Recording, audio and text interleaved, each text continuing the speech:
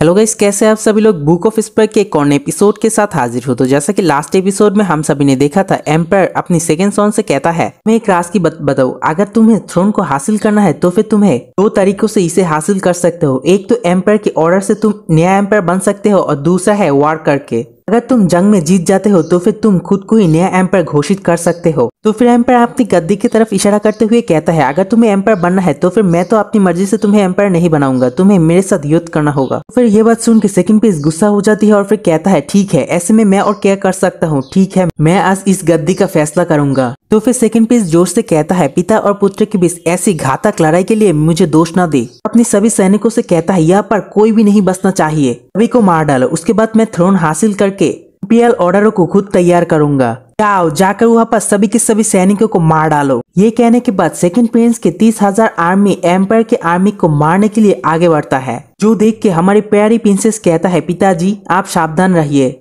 फिर एम्पायर भी कहता है घोष घाट कहाँ हो तुम सभी लोग, जल्दी से जल्दी हमला कर दो। ये कहने के बाद वहाँ पर बहुत सारी रेड कलर की फॉग आने लगती है जो सभी के सभी सेकंड प्रिंस के सैनिकों के ऊपर हमला कर देती है। इससे वो सारी सैनिक बहुत ज्यादा चौंक जाती है और फिर उस फॉग के ऊपर हमला करने लगती है, लेकिन उन सभी लोगों की हमला उस घोष घाट को टच भी नहीं कर पाता। और दूसरी तरफ एम्पायर की 5,000 सैनिक बहुत ही ज्यादा इलाइट सैनिक था, वो लोग भी घोष घाट आने के बाद अपनी अपनी पावर को रिलीज करता है और फिर तभी सेकंड प्रिंस के सैनिकों को हराने लगता है, जिससे कि बहुत सारी घोष घाट और एम्पायर के सैनिक मिलकर उन सभी लोगों को सफाया करके जाता है और कुछ ही समय के अंदर सेकंड प्रिंस के आधे से ज्यादा सैनिक मारा जाता है। तो फिर सेकंड प्रिंस सामने अपनी सैनिकों को ऐसे मारता हुआ देख के बहुत ही ज्यादा डर जाते हैं और फिर कहता है मैंने सोचा था घोष घाट एक खुफिया संगठन है, लेकिन मुझे उम्मीद नहीं थी ये इतना ज्यादा ताकतवर होंगे। पिताजी क्या ये आपका अंतिम ट्रूप का पत्ता है? तो फिर एम्पायर सेकंड प्रिंस से कहता है सेकंड प्रिंस अगर आप खुद को और अपने दुश्मनों को पहचानते हैं तो आप किसी भी लड़ाई को जीत सकते थे,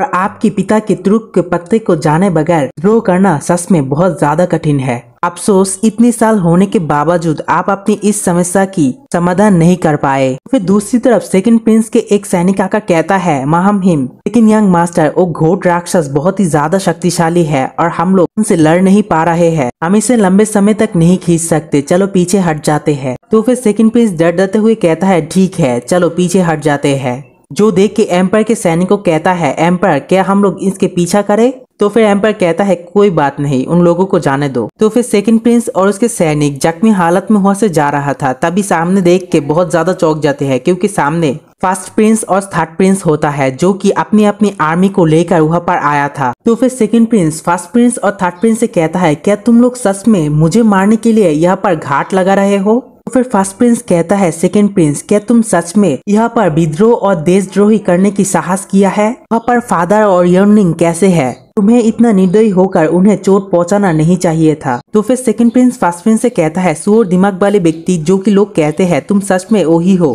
तुम नहीं देख पा रहे हो मैं पहले से ही बहुत ज्यादा पराजित हो चुका हूँ, तो फिर मैं कैसे उन लोगों को चोट पहुंचा सकता हूँ? और फिर हंसते हुए फर्स्ट प्रिंस से कहता है जब गद्दी की बात आती है तो आप बहुत ज्यादा विचारशील है, मुझे ये बात का डर है आप काफी देर से यहाँ पर मेरे लिए इंतजार कर रहे हैं, तुम पहले से ही चाहते थे मैं एक देशद्रोही बन जाता हूँ, उसके बाद तुम मुझे हराकर सफलतापूर्वक महान खजाने के सीढ़ियों पर चढ़ सकते हो। जैसे एक मेंटिस के पीछे एक सिकाड़ा होता है और फिर उसके पीछे उड़ियल पड़ता है, तो फिर क्या होता है वो आज मैं समझ पाया, मुझे आखिरकार पता चला मेरे पिता आपको अगला एम्पायर क्यों बनाएंगे, ये वास्तव में तुम्हारे लिए एक अच्छा समय है। फिर फर्स्ट प्रिंस कहता है सेकंड प्रिंस तुम कुछ ज्यादा ही सोच रहे हो, मुझे सिर्फ अपने फादर का चिंता है क्योंकि पता नहीं तुमने उनके साथ क्या किया होगा। तो फिर सेकंड प्रिंस कहता है ओ अगर ऐसी बात है तो चिंता मत करो, और जोर जोर से हंसते हुए कहता है पिताजी आज बहुत ज्यादा अच्छे आकार में है और वो मजबूत और स्वस्थ है, वो आप दुश्मनों को खुद ही मार सकता है और अब मुझे ये बताने की जरूरत नहीं है वो कितना ज्यादा ताकतवर और शक्तिशाली है। तो फिर सेकंड प्रिंस के बात सुनने के बाद फर्स्ट प्रिंस मन के अंदर सोचता है ये सेकंड प्रिंस बहुत ज्यादा बेकार है। तो फिर थर्ड प्रिंस कहता है बढ़िया भाई, पिताजी और यूनिंग ठीक है, हम सही समय पर पहुंचे हैं।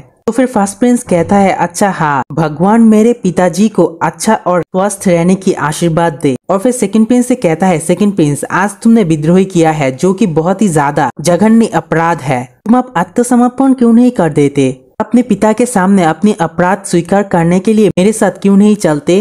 फिर सेकंड प्रिंस हंसते हुए कहता है, ये आज अगर आप मुझे पकड़ना चाहते हैं तो मुझे लगता है आज आपके विज्ञ नहीं है। हालांकि इस बार मैं असफल रहा, लेकिन मुझे उस घोट घाट से निकलने के लिए कोई भी मुश्किल नहीं हुई। तो फिर फर्स्ट प्रिंस कहता है, ओ क्या ये ऐसा है? तो फिर जोर जोर से हंसते हुए कहता है, ये सैनिकों, क्या तुम सभी लोग भूल गए हो तुम असल में किसके सैनिक हो? और आज आपने विद्रोह कर दिया है और सेना में आपका रैंक 0 है और आप आज भाग सकते हैं, लेकिन सैनिक लोग इस टियानू से नहीं भाग सकता है। फिर सभी सैनिक से कहता है, अगर आपका सामना करना 9 जनजाति को नष्ट करने के समान अपराध नहीं होता तो मैं आज तुम सभी लोगों को मार डालता, लेकिन आप सभी सैनिक हैं और आप निष्ठा पूर्वक देश की सेवा किया है और युद्ध में अपने आप को शामिल किया है और उत्कृष्ट उपलब्धि हासिल किया है, और आप सभी लोगों का अंत इस तरह से तो नहीं होना चाहिए। ये महल जानता है इस विद्रोह से तुम लोगों के साथ कोई भी लेना देना नहीं है। जब तक आप सभी लोग विद्रोह नहीं करते तब तक मैं क्राउन प्रिंस होने के नाते गारंटी देता हूँ आप अभी भी शहर के रक्षक होंगे और आपके कर्तव्यों अभी भी नहीं बदला जाएगा।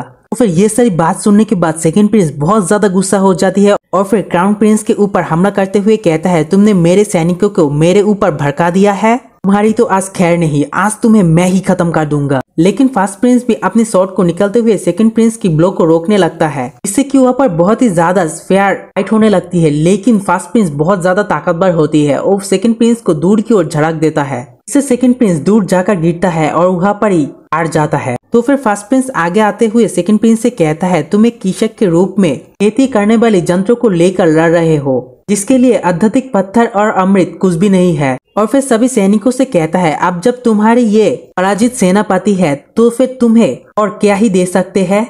अगर तुम लोग हार नहीं मानते हो तो फिर तुम लोग मेरे महल में आ सकते हो। ये महल एक विशेष अतिथियों के रूप में आप लोगों को सम्मान करने के लिए तैयार है, या फिर तुम लोग मेरे जैसे मूर्ख भाई के साथ भागकर रहना चाहते हो। आपको तो ये पता ही है विद्रोह एक गंभीर अपराध है, यहाँ तक कि इंडियन स्टेट्स के मास्टर भी इस चेतावनी से खुद को रक्षा नहीं कर सकते हैं। ये तो तुम सभी लोगों को स्वीकार किया जाएगा। अगर तुम लोगों को लगता है तुम लोग इतना ज्यादा साहसी हो कि पूरी एम्पायर से लड़ सकते हो तो फिर तुम लोगों को बधाई हो, क्योंकि मैं आपके आगे और कुछ भी नहीं कहूँगा, क्योंकि तब कहने के लिए कुछ भी नहीं बचेगा।